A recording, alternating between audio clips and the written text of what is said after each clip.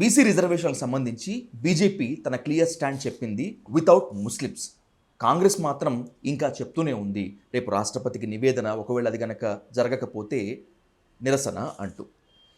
Congress BJP మీద తప్పు నెడుతోంది, BJP Congress మీద తప్పు నెడుతోంది.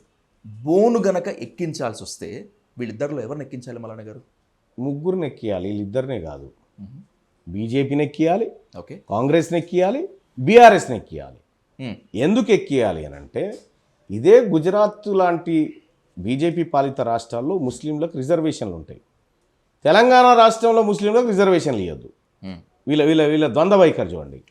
అసలు బీసీల రిజర్వేషన్ల పట్ల బీజేపీ వైఖరి ఏందో మనకు తెలుస్తలేదా? అక్కడ మొరార్జీ దేశాయ్ గారు మండల్ కమిషన్ ఏర్పాటు చేసింది.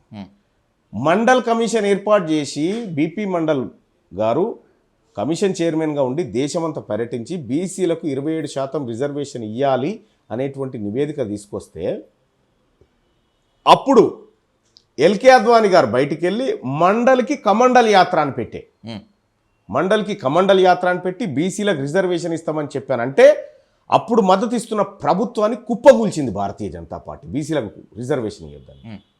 ఆ తర్వాత కూడా ఇయ్యకపోగా, బీసీలకు రిజర్వేషన్ ఇవ్వకపోగా 2019లో కాన్స్టిట్యూషనల్ అమెండ్మెంట్ 103 ప్రకారం ఈడబ్ల్యూఎస్ కోట 10% తీసుకొచ్చింది.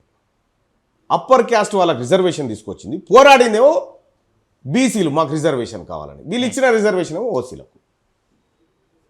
భారతీయ జనతా పార్టీ చేసిన ద్రోహం ఇది బీసీలకు. వీళ్ళని ఎక్కించాలి బోను.